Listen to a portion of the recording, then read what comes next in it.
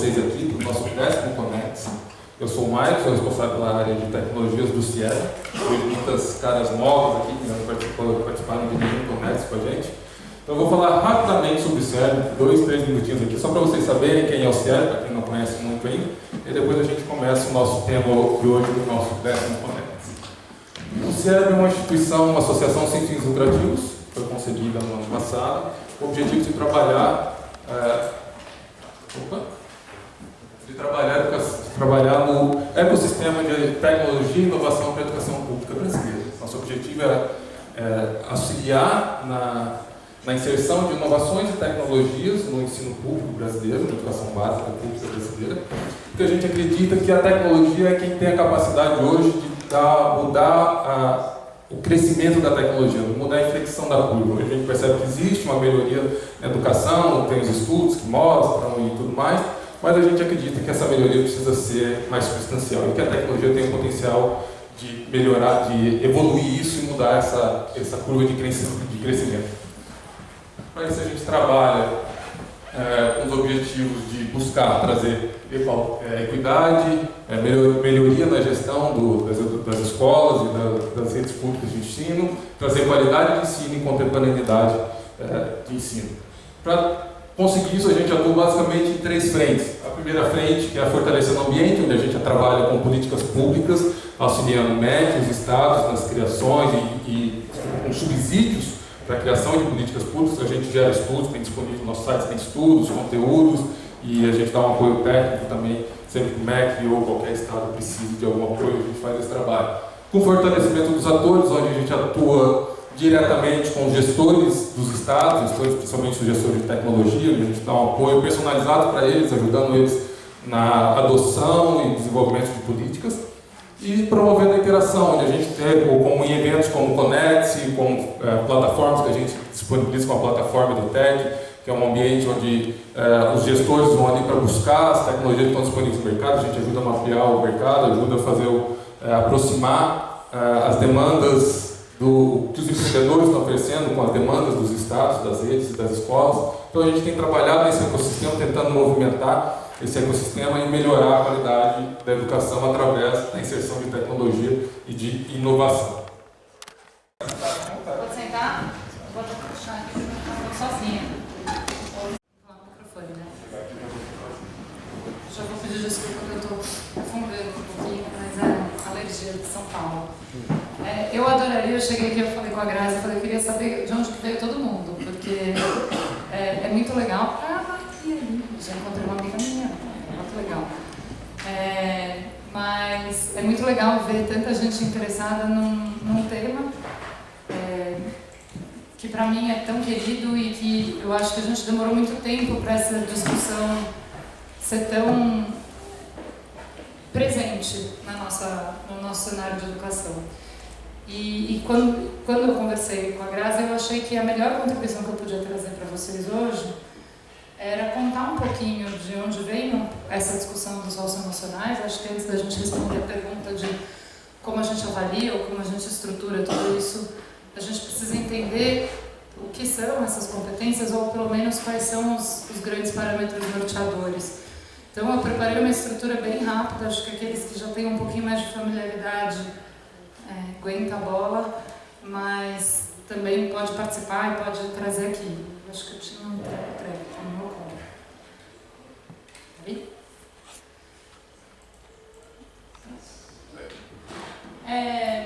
Eu vou começar com isso daqui. Na verdade, quem falou essa frase para mim, eu achei que foi uma frase ótima. Foi a Teresa Pérez, por acaso, num encontro, ela virou e falou assim: a gente não tem que ficar falando das competências do século XXI, o que a gente precisa, a gente já está no século XXI.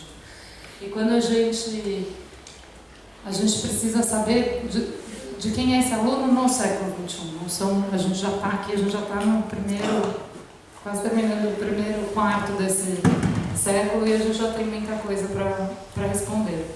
E quando a gente faz essa pergunta de quem é esse aluno no século XXI, a gente está querendo realmente responder o que ele precisa, como que a gente chega lá. E não existe um consenso absoluto do que ele precisa. Provavelmente, se a gente começasse a conversar aqui, cada um ia chegar mais ou menos em alguma coisa parecida. A gente é chegar em grandes grupos, em grandes noções de coisas que a gente sabe de acordo com os desafios que estão aí presentes. Então, que em inglês é o neuroticism, que tem muito a ver com como que você encara o mundo, qual que é a sua mentalidade, se você vê o copo meio cheio, meio vazio, isso influencia muito em quais essas previsões no futuro.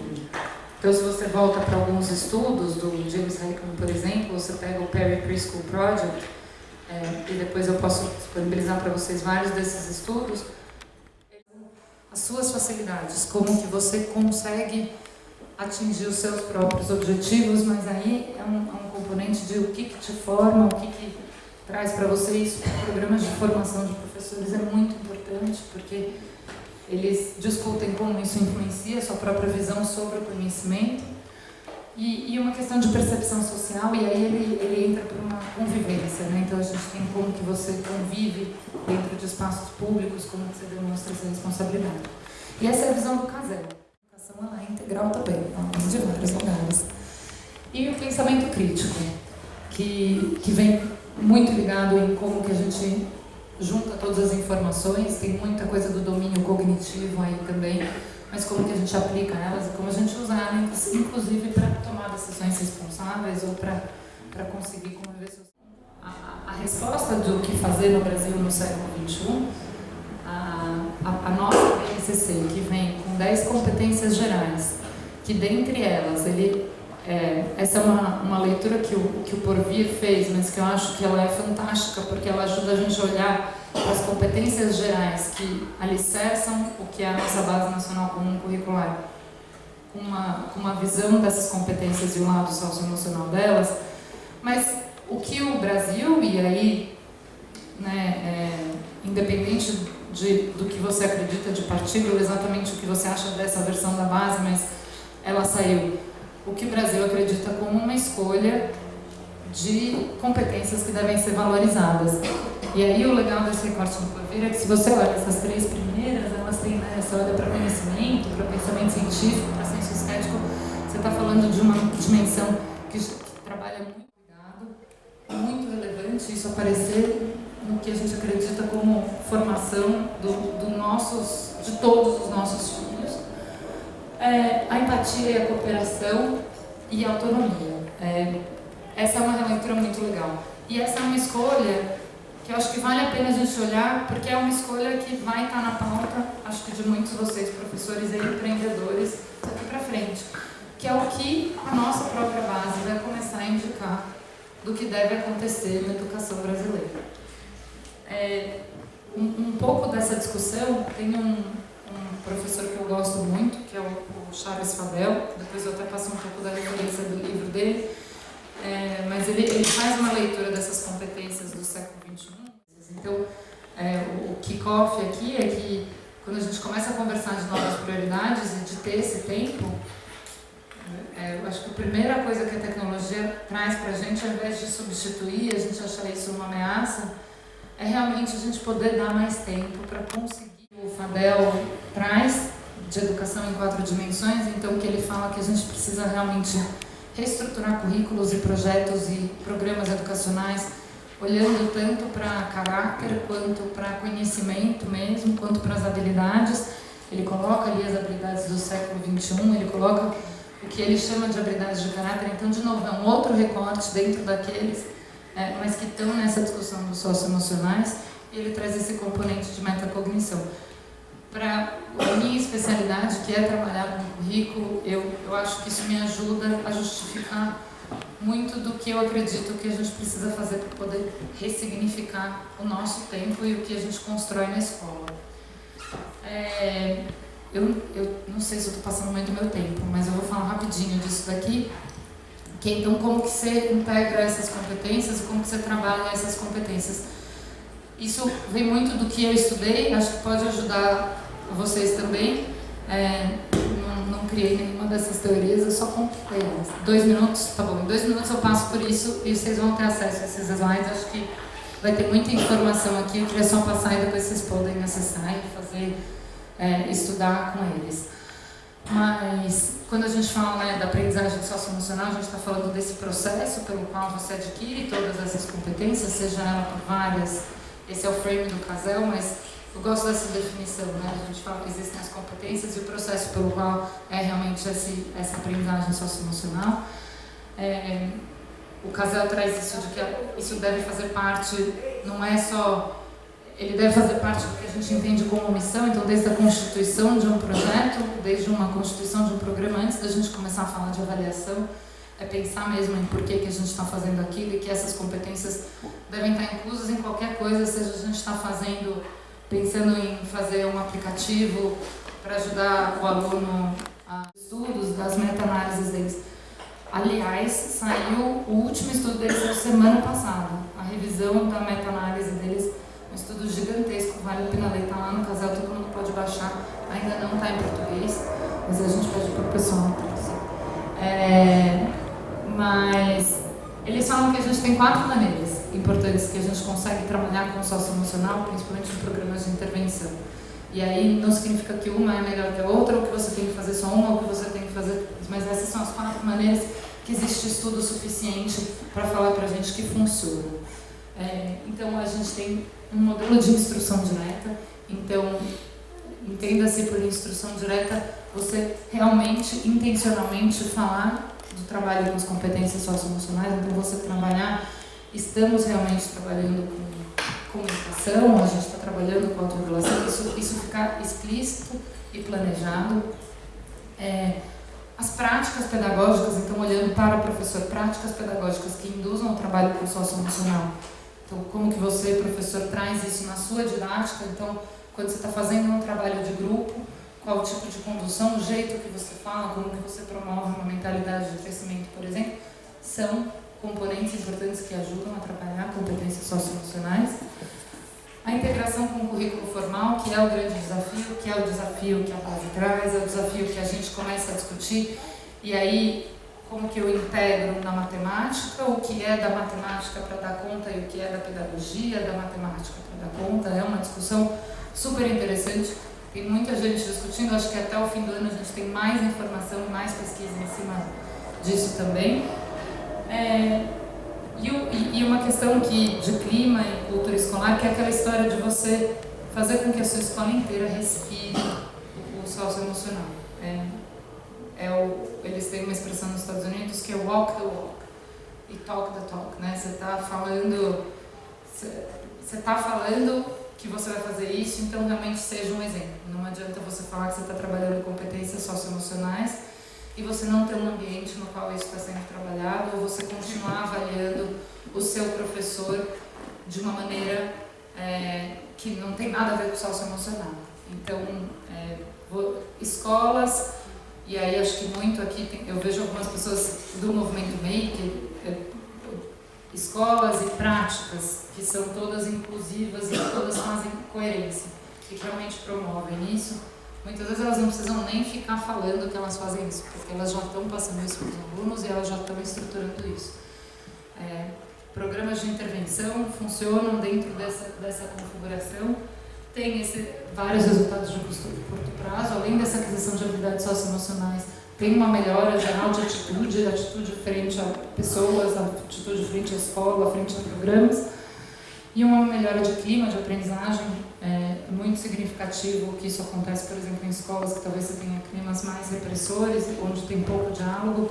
Acho que a gente teve um documentário super legal do Nunca Me Sonharam, acho que traz um pouco dessa falta de diálogo, como é importante a gente trazer esse diálogo adiante. E a gente tem melhora de comportamentos pró-sociais, menos problemas disciplinares, menor instabilidade emocional, melhores resultados acadêmicos, inclusive. E isso é o que tem de mais, tem muita pesquisa atrelada a cada um desses.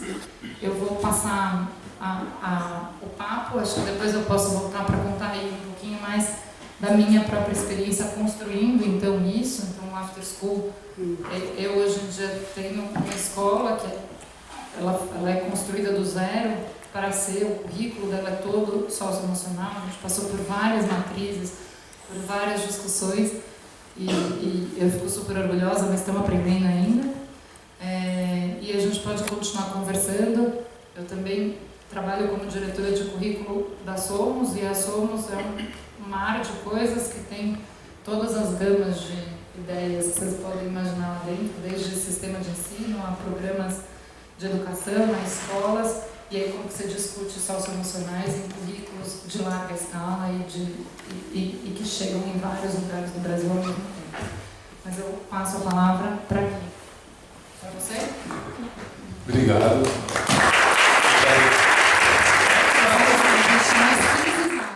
Acho que isso é um tópico bem interessante para a gente discutir aqui. Antes de eu começar a abordar essa pergunta que é o nosso norteador da reunião, eu queria primeiro me apresentar e apresentar o Instituto. Eu sou Amaral, trabalho na área de articulação e inovação do Instituto Ayrton Senna, na frente de tecnologias. E aí eu vou trazer onde exatamente a tecnologia entra nisso tudo.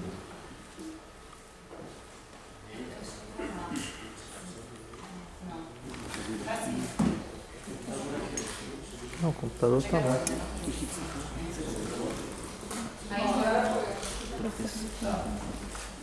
O Instituto foi realizado pelo Ayrton, que tinha esse desejo de usar a educação como uma forma de diminuir a desigualdade social, como uma forma de dar as mesmas oportunidades, prover a equidade para todas as crianças e jovens do país.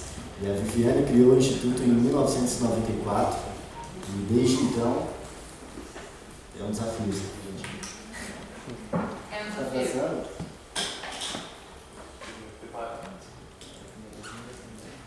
Desde então, através de parcerias com secretarias municipais e estaduais de educação, a gente adquiriu uma capilaridade no cenário de educação pública, levando o programa de educação, fazendo parcerias com essas secretarias. E ano passado, a gente impactou quase 1,5 milhão de estudantes e formou quase 50 mil educadores em diversas regiões do país. Uma vez que essa apresentação é posta, eu queria abordar um pouquinho dessa pergunta, que é como a tecnologia auxilia o desenvolvimento e avaliação dessas competências para o século XXI. Quando eu li essa pergunta, vieram várias formas de tentar responder, de tentar criar uma discussão aqui. Mas a primeira que me veio foi essas competências para o século XXI. Que para mim veio, que competências são essas que alguém vai desenvolver? Quem é esse alguém?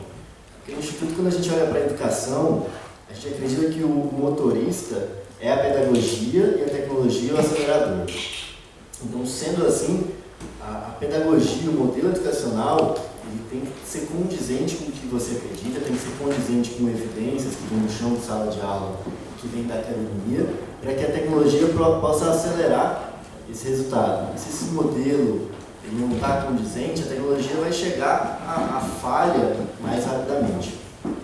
E sendo assim, qual o modelo que o Instituto acredita? Que está no cerne do Instituto, que é o modelo de educação integral. Quando a gente fala de educação integral, para esclarecer, não é uma simples ampliação da jornada escolar, ou seja, escola de tempo integral, mas sim a gente olhar para o desenvolvimento pleno desse jovem, dessa criança. Como que a gente prepara essa pessoa em todas as suas múltiplas dimensões. Então essa é a crença do Instituto. A gente acredita que esse modelo de educação integral é a melhor maneira da gente transformar o mundo. A gente formar pessoas que vão transformar o mundo que está posto. A Letícia trouxe aqui várias matrizes, né, de competências. A gente não há uma certa, uma errada, a nomenclatura varia, socioemocional é competências afetivas, relacionais, e aqui a gente não tem o intuito de falar isso aqui. Isso aqui foi uma das matrizes que a gente desenvolveu para um projeto com a Secretaria de Educação do Rio, um projeto de educação integral no ensino médio. E essa matriz ela foi composta por, tanto olhando para a academia, escutando a rede, escutando os professores, escutando os estudantes, quais são essas competências, e aspiracional, que jovem é isso que a gente quer formar. Vocês podem ver que a do topo é autoconhecimento. A gente quer formar um jovem que se conheça, um jovem que possa tomar suas decisões e possa ter autonomia para ser quem ele é.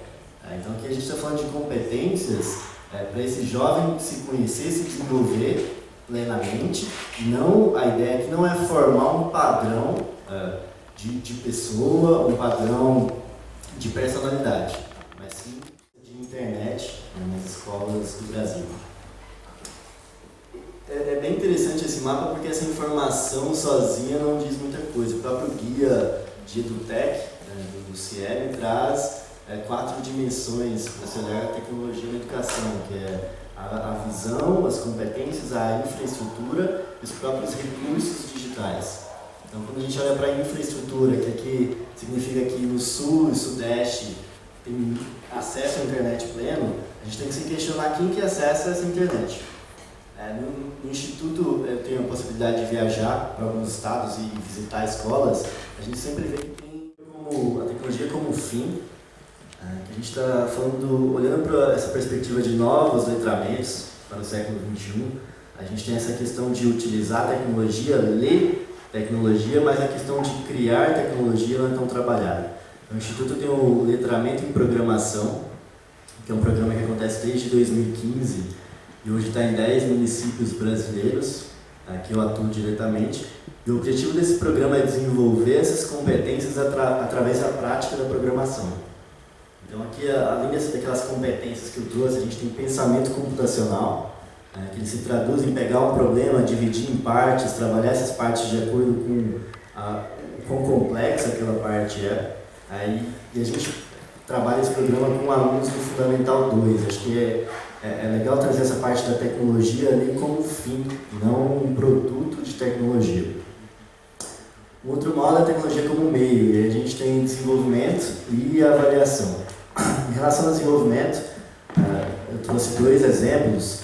Esse aqui é um exemplo de uma orientação ao plano de aula, e como a gente trabalha a tecnologia no projeto de educação integral, nos projetos, a gente está falando de uma tecnologia educacional. A gente usa tecnologias do cotidiano. Então, os alunos eles usam o Storyfy, eles têm que criar histórias, eles usam o Instagram. A gente está olhando para como a tecnologia pode ser esse acelerador de fato. Obrigado.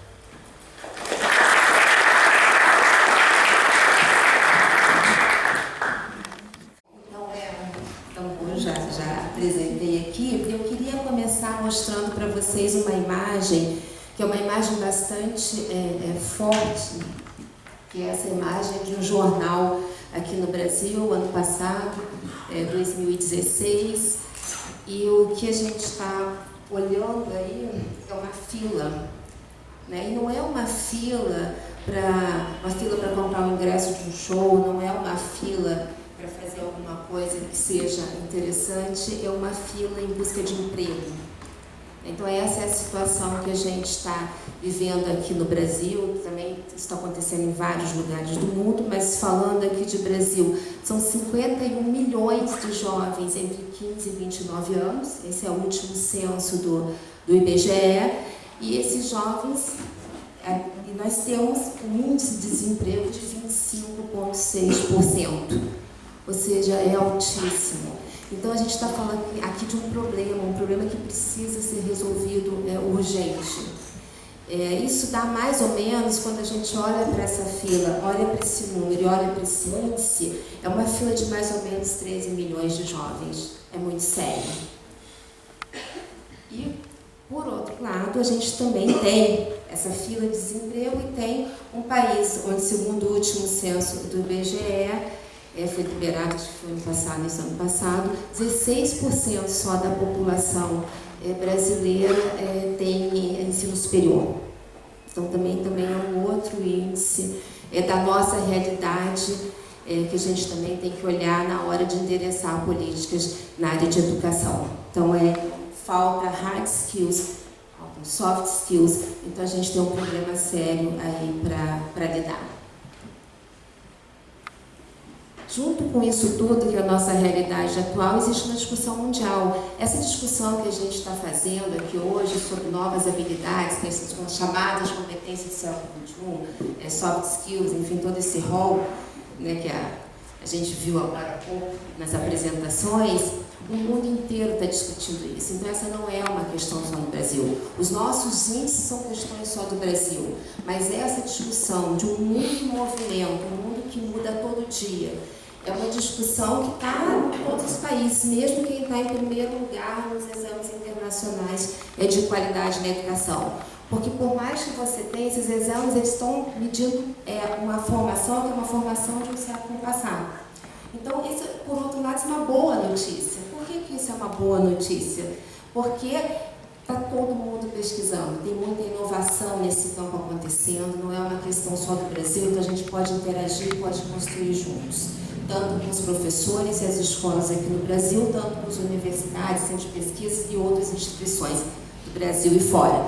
Então, isso, olhando para o mercado de trabalho, voltando para a nossa fila, 60% dos executivos, isso é uma pesquisa de 2016 também, eles dizem que o que mais faz falta hoje para os funcionários, para a contratação, são esses soft skills. Então, a gente está vendo, né? Então, a gente está falando isso, está na educação, no ensino básico, acho que é a maior parte de vocês, mas isso está chegando também no mercado de trabalho. E num país em que só 16% da população tem ensino superior, esses jovens saem do ensino básico, do ensino médio e vão para o mercado de trabalho. E não tem esses skills. Então, a gente tem que rapidamente falar sobre isso. Obrigada pelo CIEP trazer esse assunto. Eu acho que a gente tem que continuar conversando depois.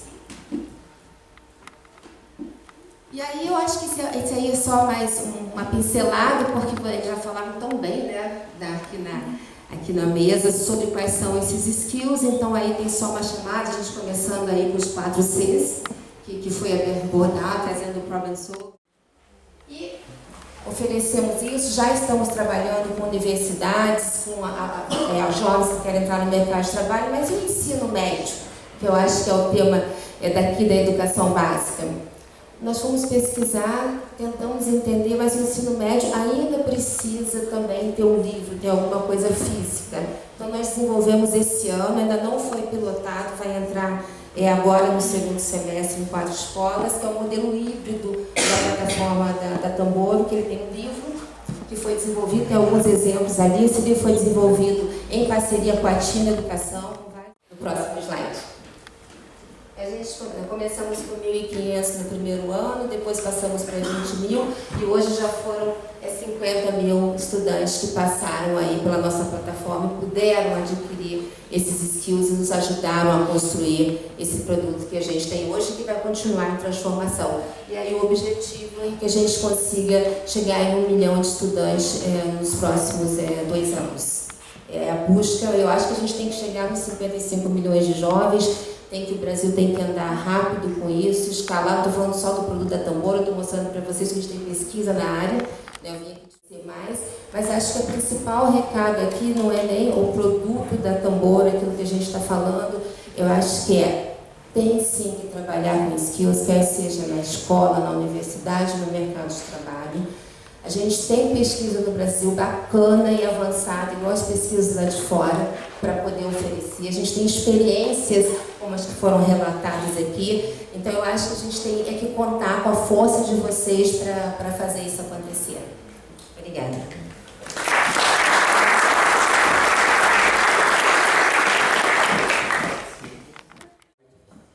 Boa noite. Meu nome é Valmir, eu sou o CEO da MindLab. Meu enfoque não vai ser pedagógico. Eu não sou a pessoa pedagógica, eu sou o empreendedor. Né? Então, como tem um público de empreendedor, tem um público de pessoal da área de pedagogia, e minha forma de encarar as coisas, obviamente, a gente tem um time pedagógico muito importante. Porém, nós sempre estamos olhando como fazemos as coisas acontecerem no campo. E a nossa visão não é só para a área pública, não é só para a área privada. A gente, isso surgiu 10 anos atrás, depois de eu ter uma empresa de tecnologia durante quase 30 anos, e eu tinha uma questão que eu não conseguia responder, que é por que pessoas inteligentes não conseguem ter um resultado adequado no trabalho. Que é aquilo que se diz, se contrata pelo cognitivo, hoje se diz isso, e se demite pelo socioemocional. Mas eu sou engenheiro, trabalhei minha vida desde 17 anos com tecnologia. Há 10 anos atrás eu estava com 53 anos, me aposentando. E eu falei, puxa, eu quero ajudar as pessoas no trabalho, porque a empresa que eu vendi, tinha 3 mil colaboradores. Meus clientes eram Natura, Pão de Açúcar, Telemar, coisas desse tipo. E eu via que o problema acontecia nas empresas, que não era a minha, porque a minha, você falava, a minha empresa é brasileira, né? A gente tem normalmente nós não preparamos direito, mas no Citibank prepara legal, no Bank Boston prepara legal. E pô, o problema acontecia do mesmo jeito. E na minha empresa, a área de recursos humanos tem o nome de gente certa. Mas é o nome mais infeliz que eu dei, porque eu nunca consegui contratar a gente certa. Eu sempre me frustrava e isso me gerava uma angústia, porque eu via pessoas maravilhosas com essa dificuldade. Né? Então, eu vou contar mais essa história para trazer para o pessoal do empreendedor como que surge uma ideia e a partir daí como que você faz uma empresa. Né? Eu tenho 15 minutos, é isso? Bom, então, o que é interessante? A partir dessa situação, nós fomos procurar no Google, o que a gente não sabia direito, né? Mas eu tenho um amigo que trabalhou comigo muito tempo, eu fui viajar durante 2 meses quando eu vendi a empresa, para falar, procura alguma coisa que possa ajudar. E aí surgiu um professor romeno que vivia em Tel Aviv não, em Jerusalém, o professor Roy Forster. Ele tem uma história incrível, ele morreu faz uns 2, 3 anos, e ele é um homem que capitaneou essa coisa do desenvolvimento socioemocional, levando as crianças dos campos de concentração para o recém-criado Estado de Israel. Vale a pena buscar isso, que é uma história muito interessante. E quando tomamos contato com esse professor, ele dizia uma coisa o seguinte: toda pessoa pode mudar desde que ela é claramente estimulada. Eu falei, cacete, até hoje eu só achava que aquele que você vai na empresa e fala, puta, aquele cara é inteligente, aquele lá não anda. É assim que a gente faz. Né? E tinha isso arraigado, isso também nas escolas estava arraigado. E ele trouxe uma coisa que falava que, pô, isso pode mudar. E eu comecei a estudar, aí comecei a ver pessoas aqui no Brasil que tinham o entendimento do que ele fazia, mas estava muito concentrado para crianças com dificuldades de aprendizagem. Ou pessoas que tiveram, por exemplo, acidentes, que perderam massa encefálica, quer seja militar em Israel, infelizmente essas coisas acontecem muito. Eu não sou judeu, para avisar, que não, eu convivo com eles com muito prazer, mas não tem essa origem. Felizmente, infelizmente, eu não sei, mas me dou muito bem com eles. E aí eu descobri esse professor e eu fui até lá conversar com ele. Porque nos livros dele ele falava que servia para qualquer um. Só que ele tinha uma ONG que só trabalhava com esse tipo de público, com necessidades especiais ou dificuldade de aprendizagem. E o livro ele falava que servia para todo mundo. Eu falo, a minha visão é que todo mundo precisa disso. Por que o senhor se concentrou nisso? E aí ele me trouxe a seguinte situação: olha, na década de 80 eu tentei com as empresas. Mas as empresas pensam que é mágica, né? Você põe uma pessoa num curso que é super tímida e em uma semana ele vira palestrante. A coisa não funciona assim, ela desenvolve, mas não é mágica, é como esporte. E ele falou, porque a minha intenção era ajudar as pessoas nas empresas, que era o único mundo que eu conhecia. De escola eu não conhecia nada, hoje eu conheço muito pouco, mas antes eu não conhecia absolutamente nada. Infelizmente, nem na escola dos meus filhos eu ia, a mãe que cuidava disso. Me arrependo. Mas eles já estão com mais de 25 anos mais novos, então não tem o que fazer. Bom, e foi a partir daí que, coincidentemente, quando eu conheci o Forster, eu quis saber que pessoas do mundo se relacionavam com ele, e aí eu descobri uma empresa em Israel que chamava MindLab. Coincidentemente em Israel e ficava em Tel Aviv. Falei, Jerusalém, Tel Aviv, 60 quilômetros. Eu vou conhecer o professor Forster e vou visitar a MindLab. E aí eu fui visitá-la e vi que tinha uma solução, usando as teorias do Forster, mas utilizando como ferramenta jogos de raciocínio. Imagina para alguém que trabalhou com tecnologia há 30 anos, trabalhar com jogo de tabuleiro. Eu falei, mas que merda é isso aqui? Né? Um mundo tão desenvolvido, um negócio que trabalha com jogo tabuleiro, eu não consegui entender absolutamente nada. Fomos eu e um outro amigo que estava junto comigo, engenheiro também. Mas eu sou daqueles que falam, puxa, isso, aquilo. Eu peguei os livros, peguei algum material e trouxe para o time que eu tinha formado aqui para estudar o assunto. E falei para o pessoal mais velho, olha, meu negócio não é trabalhar com criança não. Não sou desse mundo. Bom, quando eu trouxe o material para o Brasil, a Sandra, que é a diretora pedagógica, né, e eu costumo me relacionar demais, no final casei com ela.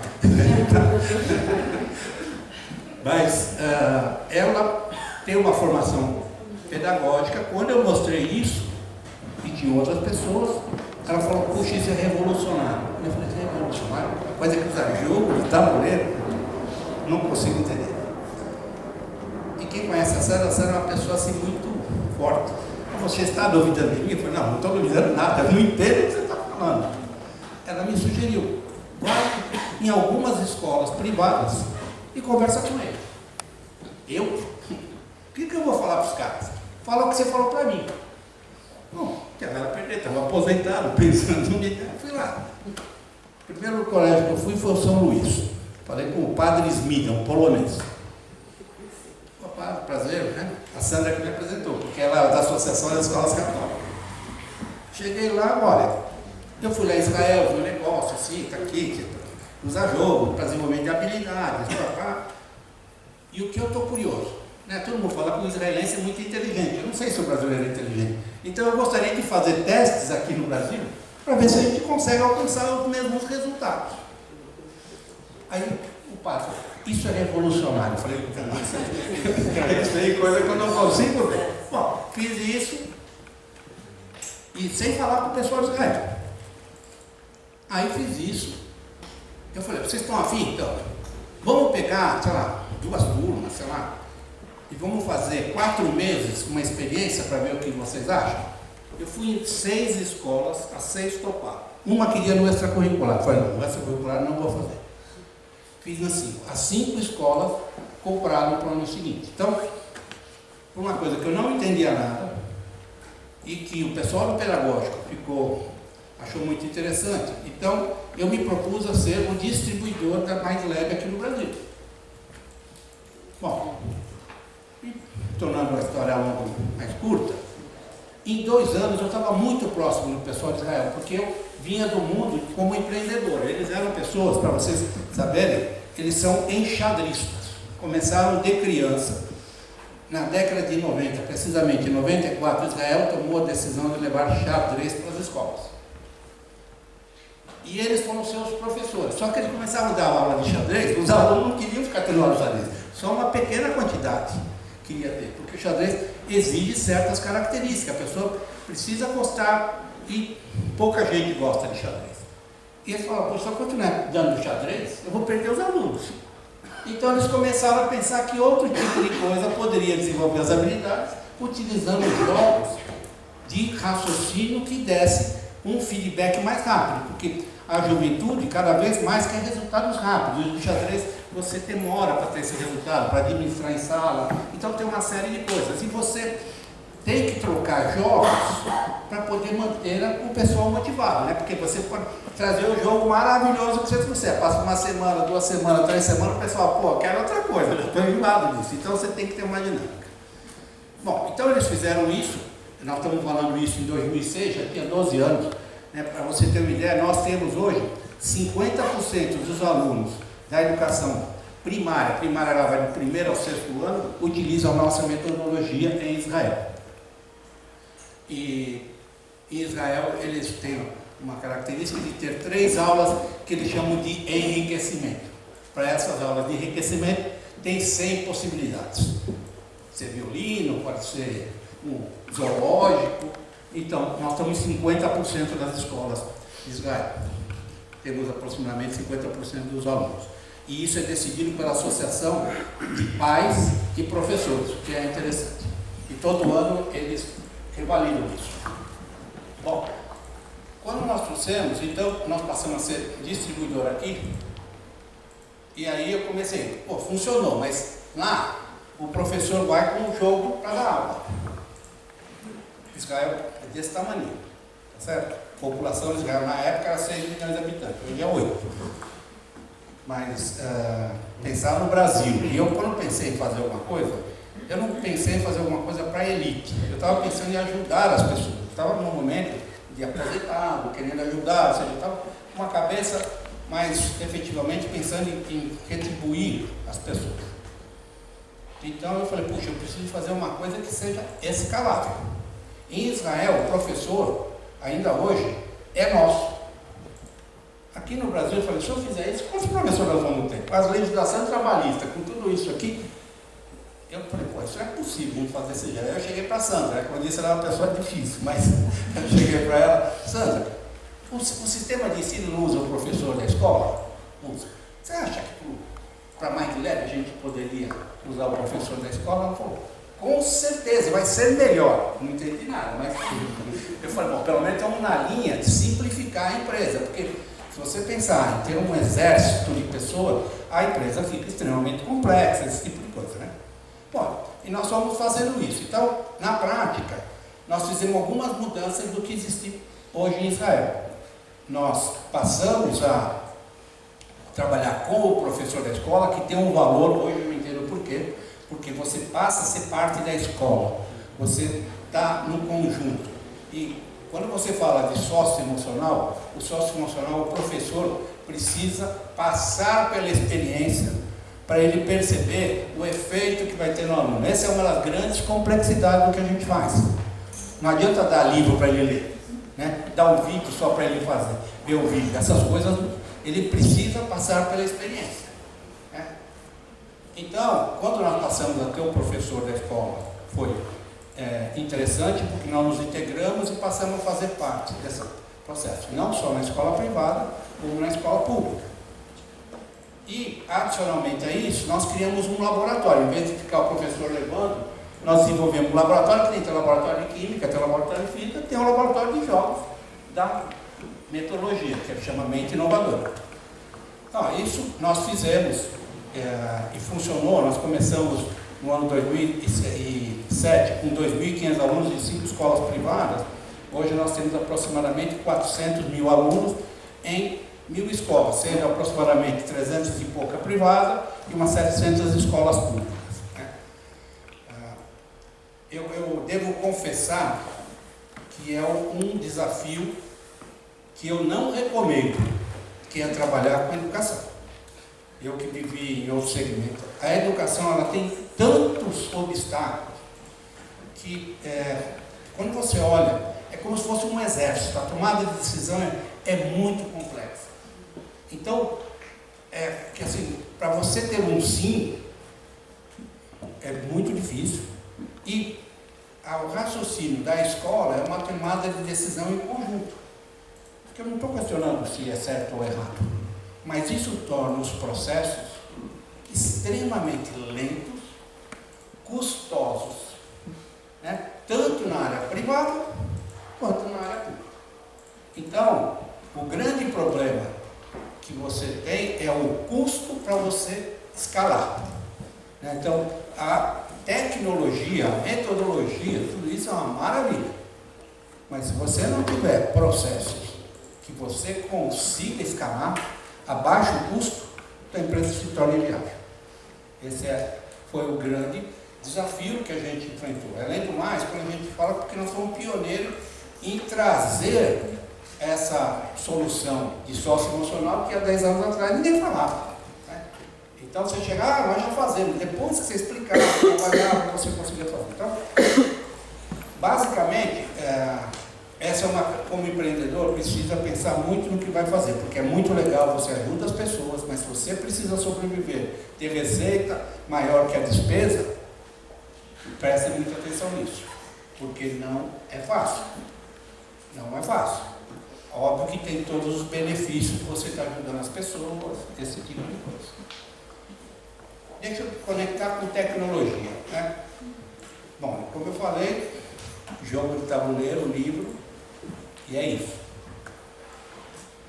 Se você lembrar, mais ou menos há 10 anos, 9 anos, foi quando teve o lançamento do iPhone, Aí vem o iPad, que parecia que ia ser a solução, ou seja, o tablet iria invadir os ambientes educacionais.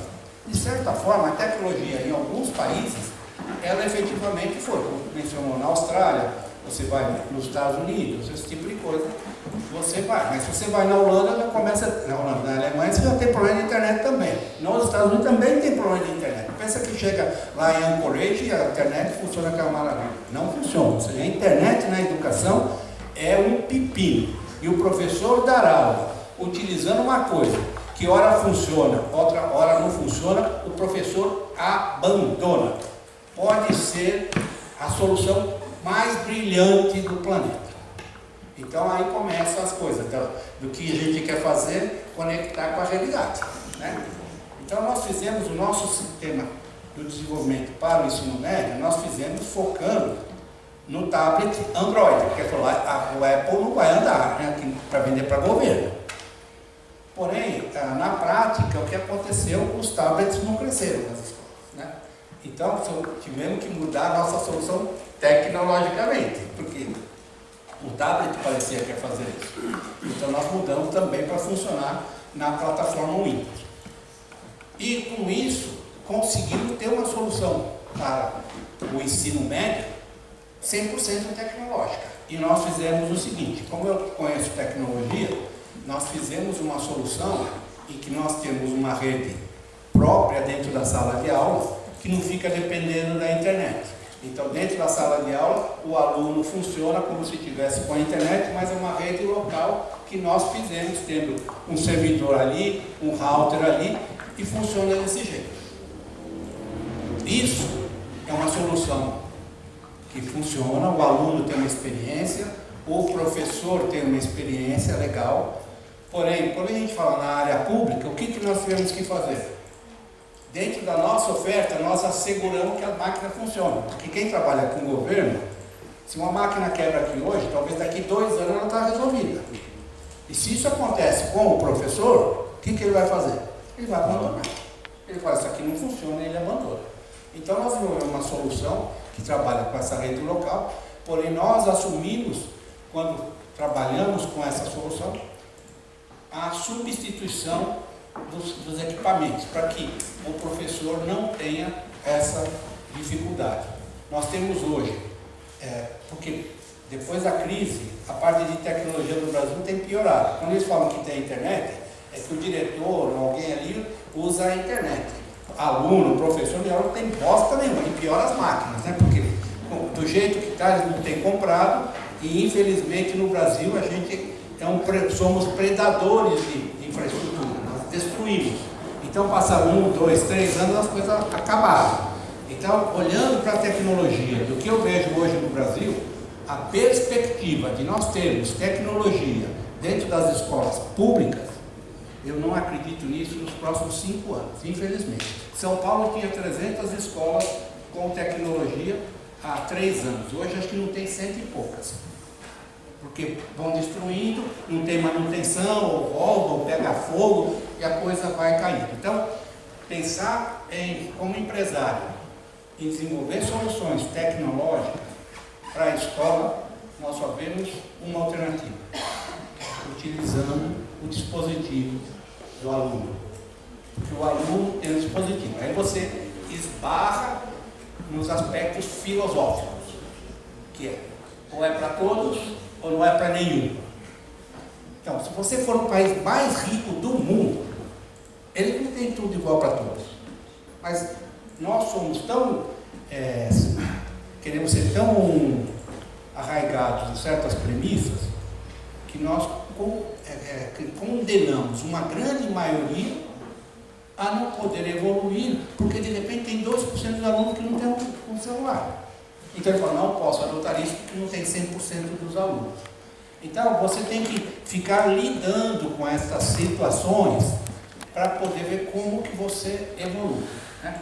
Então na área pública, pensar em tecnologia é um desafio tremendo, tremendo. Nós temos a felicidade, temos o estado de Pernambuco, que é um estado que tem tido uma continuidade nos últimos 12 anos, o pessoal mudou secretário, mudou governador, mas eles mantiveram as coisas e é por isso que eles têm conseguido resultados importantes.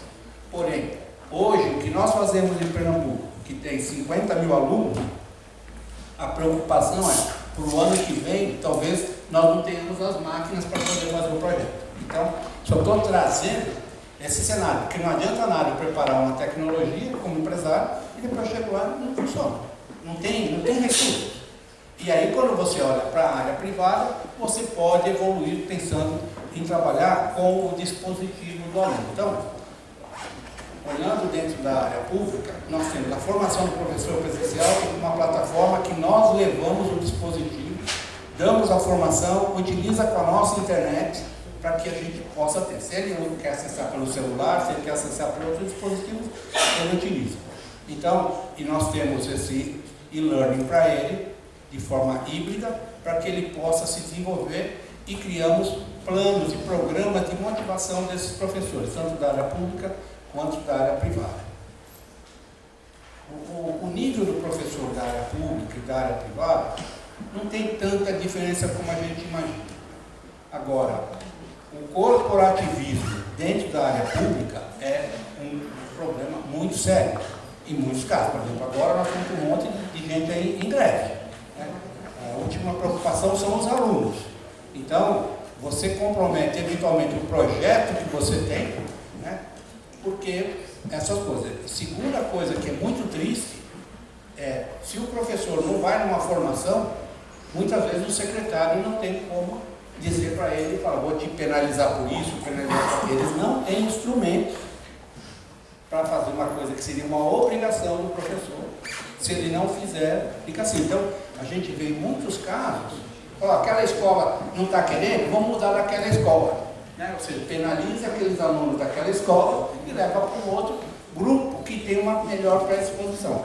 Infelizmente, essa é uma realidade que nós enfrentamos. Porém, a gente tem que dizer que nós temos conseguido implementar, tem dificuldades, esse tipo de coisa, e conseguimos fazer de uma maneira satisfatória e com métricas e resultados bastante adequados. A gente tem buscado evoluir na parte de tecnologia, no sentido, por exemplo, nós temos as métricas do socioemocional com jogos, ou seja, a pessoa joga e a partir daí eu tenho o resultado. Não são perguntas, aquela, se o cara te deu um tapa na cara, o que você faria? Você dá um beijo nele, você pede desculpa, esse tipo de coisa, que é o método mais tradicional. A gente tem desenvolvido isso está sendo desenvolvido e evoluído pelo nosso pessoal de Israel, e nós estamos usando isso como métrica do socioemocional. E todas as métricas que nós temos feito, quer seja na área pública, quer seja na área privada, nós temos feito digitais, porque nós conseguimos ter rapidamente o resultado e podemos agir com mais naturalidade. Né? Quando você vai para a área privada, o que nós temos feito? Levando tudo para o digital, tá certo? E trabalhando com o dispositivo do aluno. Então, nós temos atividades diárias, quer seja do socioemocional, quer seja do core currículo, para gerar engajamento, temos gamificação e também a comunicação com a família, porque um dos problemas na escola privada é que você não conversa com os pais, você conversa com a escola e os professores. Então nós estamos evoluindo para passarmos a dar sugestões, recomendações para a família, do que ela pode fazer no sentido de fazer com que o seu filho desenvolva não só a aprendizagem do core currículo, mas também a aprendizagem no socioemocional. E por último, nós estamos já trabalhando há 2 anos com uma ferramenta que nós chamamos de Axelio. Essa ferramenta nós buscamos levar para o mercado corporativo a partir de Israel, né? E com isso temos feito trabalho de uma situação autônoma com inteligência artificial, tendo um mediador que faz o papel, através da inteligência artificial, do professor. Óbvio que isso não é uma Brastemp, não substitui o professor, mas é uma alternativa de você poder trabalhar de uma forma autônoma. Então, esses são os movimentos. Então, a grande dificuldade que a gente enfrenta é essas variações que nós temos vivido no Brasil, né? Então não adianta você ter uma tecnologia que você acha que é maravilhosa e na prática você não consegue fazer funcionar. Então, diferente do enfoque do que foi dado aqui, como eu disse, eu não sou uma pessoa pedagógica, eu quis trazer um pouco dessa dificuldade e das conversas que às vezes eu tenho com a Samara, como se escala, como se faz isso. Porque custa muito caro para você conquistar novas escolas públicas ou privadas, isso é um trabalho muito pesado, custoso. E quando você vem para um município ou para o estado, você tem que sempre se locomover, né? Você não está no seu local. Então, e o tempo de concretização disso. Esses processos podem demorar de 6 meses a 1 ano e meio, né? Que é um absurdo, mas é a realidade que a gente vive. Então, quando eu falo de trabalhar na educação formal, que é sazonal, você vende uma vez por ano, ainda tem esse inconveniente. Então, como empresário, isso deve ser pensado, porque o fato de você vender uma janela muito pequena e que, em média, para você vender para uma escola privada, você faz 5, 6 visitas, tá certo? Para uma município ou estado, eu não vou falar o número, porque vocês vão falar que eu sou mentiroso, porque pode ter 20 vezes, 30 vezes visitado, e é assim, e você pode fazer tudo isso, no final a coisa não acontece, né? Então, é uma pena que tudo isso aconteça no Brasil, que está tão demandante de desenvolvimento do ser humano, né? No caso das filas para emprego, mas o pior são aqueles que também saem das escolas e não estão preparados, né?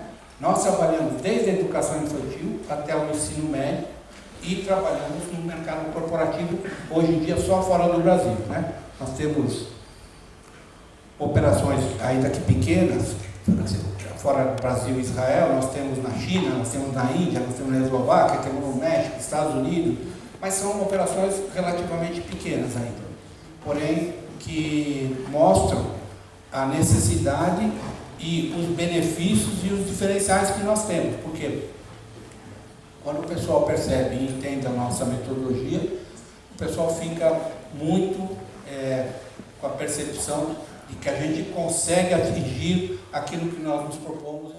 Temos métricas em vários casos, né, que temos realizado, e agora estamos fazendo um estudo junto com o BID e o Instituto Ayrton Senna, com cerca de 30 mil alunos na área pública, para termos um novo estudo que tenha a isenção para que possa ser dito do que nós efetivamente promovemos o desenvolvimento dos jovens de maneira isenta. E o BID está buscando fazer esse papel. Então, como ele paga 100%, o Instituto Ayrton Senna, com o time do Ricardo Paes de Barros, está fazendo esse trabalho para que tenha uma total isenção.